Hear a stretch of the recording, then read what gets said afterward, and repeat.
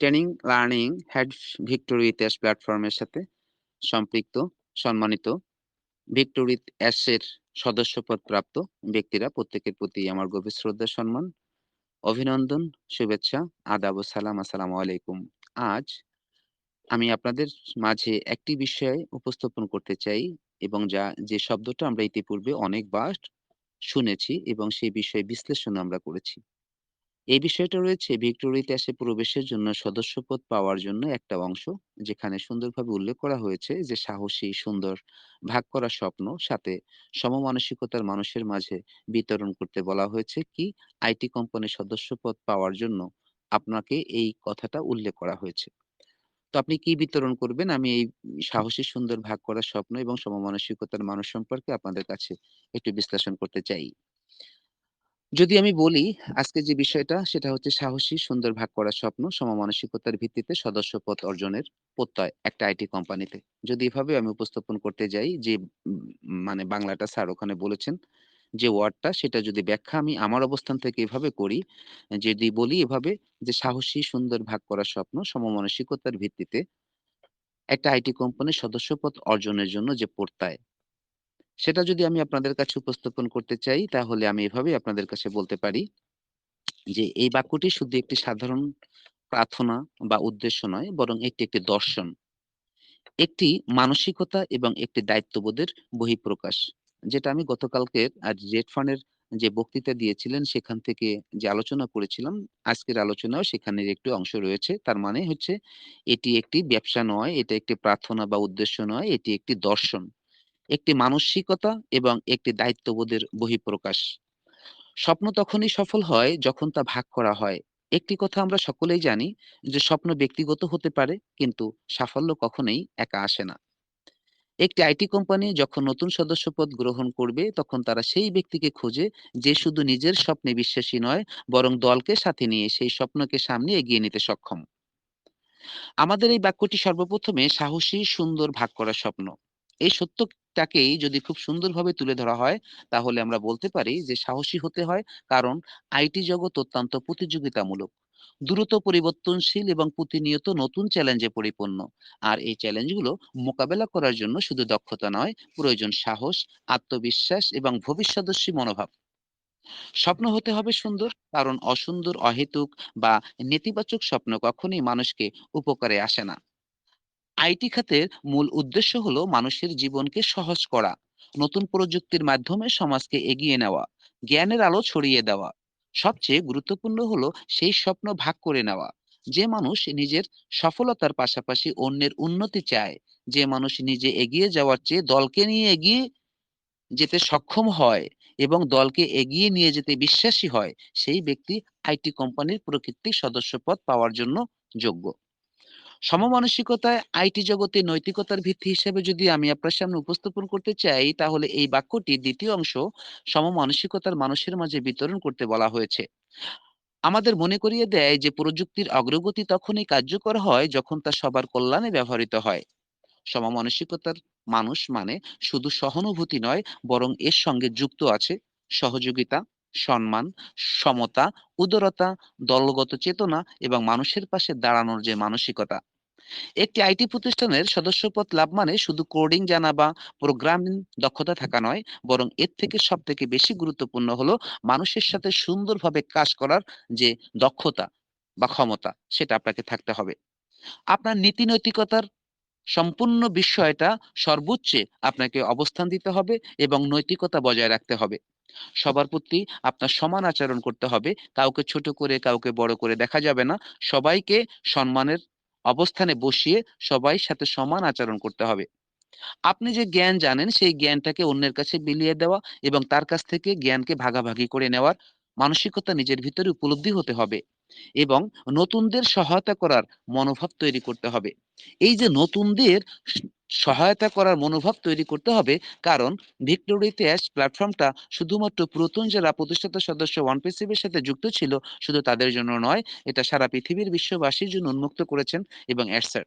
এবং তিনি বলতে চেয়েছেন যারা আমরা পুরাতন এই স্বপ্নটাকে দেখেছি এবং এটার উপরে ভিত্তি করে আমরা সময়গুলো অতিবাহিত করছি এবং শিখছি এবং জানছি, যে সমস্ত নতুন সদস্য আমাদের তথ্য পাওয়ার পর এই প্ল্যাটফর্মের সাথে নিজেকে সম্পৃক্ত করবে, তাদেরকে আপনাকে মানে সহায়তা করার মানসিকতা আপনাকে থাকতে হবে। একজন আইটি পেশাজীবী হিসেবে আপনি যত বড়ই দক্ষতা অর্জন করুন না কেন, মানবিকতা না থাকলে সেই দক্ষতার মূল্য থাকবে না। প্রযুক্তি মানবিক মূল্যবোধের উপরে দাঁড়ালে তা স্থায়ী এবং কল্যাণকর হয়। এখন আপনাদের সামনে আরেকটি বিষয় উপস্থাপন করতে চাই। স্বপ্ন এবং সমমানসিকতার মেলবন্ধনে তৈরি হয় একজন যোগ্য সদস্য। আমি আবার বলছি, স্বপ্ন এবং সমমানসিকতার মূল্যবোধে বা সম্পৃক্ত বা সম্মিলিত বন্ধনে তৈরি হয় একটি যোগ্য সদস্য। একটি কোম্পানি কেন এমন মানুষকে সদস্য হিসেবে নিতে চান? এখন বুঝতে হবে কি, মিস্টার অ্যাশোফারে স্যার তিনি ভিক্টোরি অ্যাশের জন্য এবং তার পরিকল্পিত পরবর্তী পদক্ষেপের জন্য যে কোম্পানিতে তিনি মানুষকে নিযুক্ত করতে চাচ্ছেন, যে আইটি কোম্পানি তিনি করতে চাচ্ছেন, এই আইটি কোম্পানিতে কেন তিনি মানুষকে সদস্যপদ হিসেবে, মানে কোম্পানিতে তিনি কেন এই এই রকমের মানুষগুলোকে তিনি নিতে চান? কারণ হচ্ছে আজকের প্রযুক্তি বিশ্বে শুধু ব্যক্তিগত অর্জনের প্রতিষ্ঠান এগিয়ে যায় না। আবার বলছি, এখানে বলতে চেয়েছে যে এখানে যে বর্তমান যে প্রযুক্তি আমরা দেখতে পাচ্ছি বিশ্বে, শুধুমাত্র ব্যক্তিগত অর্জনে প্রতিষ্ঠানগুলো কিন্তু এগিয়ে যায় না, বরং এগিয়ে যায় দলগত অর্জনে। যে ব্যক্তি নিজের দক্ষতা দিয়ে কোম্পানিকে সমৃদ্ধ করবে, আবার নিজের মানবিকতা দিয়ে দলকে ঐক্যবদ্ধ করবে, সে কোম্পানির অগ্রগতির মূল শক্তি হয়ে দাঁড়ায়। এই জন্য সদস্যতার দায়িত্ব হবে অনেক গুরুত্বপূর্ণ। কি রকমের দায়িত্ব হতে পারে? দলের প্রত্যেকটি সদস্যকে আবার সম্মান করতে হবে। কি বলেছি? এই শব্দটা আমি আগেও বলেছিলাম, আবারও আসছে এখানে, যে একজন সদস্য হিসেবে আপনার যখন দায়িত্ব, আপনি যখন সদস্যপদ এই কোম্পানিতে পেয়েছেন, আপনি যখন ভিক্টোরিতে এসে আপনার ভেরিফাইড করে জিমেইল এবং কেওয়াইসি সম্পন্ন করে ফেলেছেন, অথবা যারা রেজিস্ট্রেশন করে ফেলেছেন, তাদের প্রত্যেকটা ব্যক্তিকেই আলাদা করে সম্মান, মানে প্রত্যেকের ব্যক্তিগত অবস্থান থেকে সঠিকভাবে এবং সমান ভাবে প্রত্যেকটা সদস্যকে আপনাকে সম্মান করতে হবে। আপনি যে জ্ঞান জানেন সেই জ্ঞানটাকে আপনাকে শেয়ার করতে হবে, সৃজনশীলতার সমাধান দিতে হবে এবং প্রযুক্তির অপব্যবহার যাতে না করা হয় সেই সমস্ত বিষয়ে তাদেরকে ধারণা দিতে হবে। সঠিক নৈতিকতা বজায় রাখার জন্য যে কৌশল আপনার ভিতরে উপলব্ধ হয় সেটা তাদের কাছে শেয়ার করতে হবে। সংগঠনের লক্ষ্যকে নিজের লক্ষ্য হিসেবে দেখতে হবে। এখানে ব্যক্তিগত লক্ষ্যকে সংগঠনের লক্ষ্য হিসেবে দেখা যাবে না, সংগঠনের লক্ষ্যকে নিজের লক্ষ্য হিসেবে আপনাকে দেখতে হবে প্রত্যেকটা পদক্ষেপ। অতএব যদি আমি এখানে বলতে চাই যে সাহসী, স্বপ্ন এবং সমমানসিকতার এই দুইয়ের সমন্বয়ে একজন প্রকৃতি আইটি প্রফেশনালকে গড়ে তোলার পদ্ধতিকে বলা হয়। আইটি প্রতিষ্ঠানের মূল চাহিদা ইতিবাচক মনোভাব, যে সমস্ত দায়িত্ববোধ আমাদের ভিতরে তৈরি সে বিষয়ে যদি আমি আপনাদের কাছে উপস্থাপন করতে চাই, যে বর্তমান ডিজিটাল যুগে আইটি কোম্পানিগুলো শুধু কাজ জানা লোক খোঁজে না। কি বলেছে? অ্যাডসার যেটা খুঁজছেন সেটা শুনুন। তিনি কি বলতে চেয়েছেন? যে বর্তমানে ডিজিটাল যুগে আইটি কোম্পানিগুলো শুধু কাজ জানা লোক, যারা জানে, খুব কোয়ালিফাই, সেই সমস্ত মানুষদেরকে খোঁজে না। তারা খোঁজেন কি? সঠিক দৃষ্টিভঙ্গি, পজিটিভ অ্যাটিটিউড যাদের ভিতরে উপলব্ধি হয় তাদের কথা বলা হয়েছে। তারপরে বলা হয়েছে যে নেতৃত্ব, যারা নেতৃত্ব দেওয়ার জন্য মানে মানসিকতা নিজেকে তৈরি করেছে এবং ব্যক্তিগত অবস্থান থেকে তার নীতি নৈতিকতা কতটুকু, এটার উপরে এই ধরনের মানুষকে তিনি খোঁজেন। কি খোঁজেন? সঠিক দৃষ্টিভঙ্গির মানুষ, নেতৃত্ব প্রদান করার মানুষ এবং নৈতিকতা সম্পৃক্ত সম্মিলিত একজন মানুষ, দলগত মানসিকতা যার ভিতরে প্রভাব বিস্তার করে এই ধরনের মানুষ, উদ্ভাবনী চিন্তা যারা প্রকাশ করে সেই ধরনের মানুষ, এবং সামাজিক যে সমস্ত দায়িত্ব এবং পারিবারিক যে দায়বোধ বা দায়িত্ববোধ রয়েছে, এই সমস্ত মানুষকে এই কোম্পানিতে মানে সদস্যপদ দেওয়ার জন্য কোম্পানি থেকে খোঁজা হচ্ছে।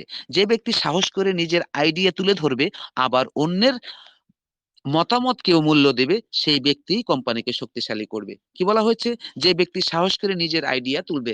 অর্থাৎ আপনারা যারা প্রতিষ্ঠাতা সদস্য হয়েছেন, এই কোম্পানির সাথে যাদেরকে আপনি ইনভাইট করবেন বা আমন্ত্রণ জানাবেন, আপনি এই কোম্পানি থেকে যতটুকু তথ্য ইতিপূর্বে আপনি পেতে সক্ষম হয়েছেন, যতটুকু আপনি লালন করেছেন, সেই সমস্ত আইডিয়া গুলো আপনি যাদের কাছে আমন্ত্রণ করবেন তাদের কাছে আপনাকে তুলে ধরতে হবে। এবং আবার অন্যের মতামত এবং তার যে সমস্ত মতামত আপনাকে দিবে সেগুলোকে আপনাকে মূল্য দিতে হবে। তাই যদি হয় তাহলে সেই ব্যক্তি কোম্পানিকে শক্তিশালী করে তোলার জন্য প্রস্তুত। যে ব্যক্তি স্বপ্ন দেখবে আবার সেই স্বপ্ন বাস্তবায়ন করতে প্রয়োজনীয় শ্রম দিবে তাকেই প্রতিষ্ঠান গ্রহণ করে। আবার বলছি কথাটা, কোম্পানি কি বলতে চেয়েছে? যে ব্যক্তি স্বপ্ন দেখবে আবার সেই স্বপ্ন বাস্তবে রূপদান করার জন্য প্রয়োজনীয় যে সমস্ত শিক্ষা বা শ্রম বা সময় দেওয়া প্রয়োজন সেটা তিনি প্রতিষ্ঠানকে দিবে এবং প্রয়োজনীয় শ্রম দিবে তাকেই প্রতিষ্ঠান কিন্তু গ্রহণ করবে। যে ব্যক্তি প্রযুক্তির শক্তিকে মানুষের উন্নয়নে ব্যবহার করবে, কি বলেছে? যে ব্যক্তি প্রযুক্তির শক্তি, যে প্রযুক্তি শক্তিগুলো স্যার আমাদেরকে দিবেন, আমরা সেটার প্রশিক্ষণের মাধ্যমে শিখবো, আমরা এখনো জানি না। যে ব্যক্তি প্রযুক্তিগত শক্তিকে মানুষের উন্নয়নে এবং সেগুলো আমরা সঠিকভাবে ব্যবহার করব মানুষের উন্নয়নের জন্য, এবং তারা সেই প্রতিষ্ঠান এই সমস্ত ব্যক্তিদেরকে সম্মানিত করবে। যে কারণে বাক্যটিতে সদস্যপদ লাভের জন্য ব্যবহার করা হয়েছে। এই বাক্যটি এমন একটি দৃষ্টিভঙ্গির প্রতিনিধি বা প্রতিটি আইটি সংগঠনকে খুঁজে বেরিয়ে থাকেন। এটি প্রমাণ করে আপনি সাহসী, আপনি চিন্তাশীল, আপনি স্বপ্নবাজ, আপনি সহযোগী এবং সমমানসিকতা সম্পন্ন একজন মানুষ, আপনি মানবিক এবং আপনি দলকে নিয়ে এগিয়ে যেতে প্রস্তুত। এই ধরনের ব্যক্তি শুধু প্রতিষ্ঠানের সাফল্য নিশ্চিত করে না, পাশাপাশি সমাজে ইতিবাচক প্রভাব বিস্তার করে থাকে। যদি সমস্ত বিষয়ের উপরে চূড়ান্ত বার্তা হিসেবে আপনাদের কাছে উপস্থাপন করতে চাই, তাহলে আমি এতটুকু আপনাদের কাছে বলতে পারি যে তথ্য প্রযুক্তির এই দ্রুত পরিবর্তনশীল যুগে আমরা যদি সত্যিই সফল হতে চাই, তবে আমাদের দরকার সাহসী চিন্তা, ভবিষ্যৎদর্শী দৃষ্টি এবং সুন্দর স্বপ্ন, মানবিক আচরণ এবং সমাজকে এগিয়ে নেওয়ার অঙ্গীকার। একটি আইটি কোম্পানির সদস্যপদ লাভের ক্ষেত্রে এই গুণগুলো আপনাকে এবং আমাকে সবার থেকে আলাদা করে তুলবে। আপনি যদি সাহসী হন, আপনি যদি স্বপ্নবাজ হন, আপনি যদি সেই স্বপ্নকে মানুষের কল্যাণে ব্যবহার করার মানসিকতা তৈরি করেন, তবে আপনি অবশ্যই একজন যোগ্য সদস্য। আজকে এই বক্তৃতার মূল বার্তা হলো, প্রযুক্তি তখনই মহৎ হয় যখন তা মানুষকে ভালোবাসে, আর মানুষ তখনই মহান হয় যখন সে প্রযুক্তিকে মানবতার উপকারে ব্যবহার করে।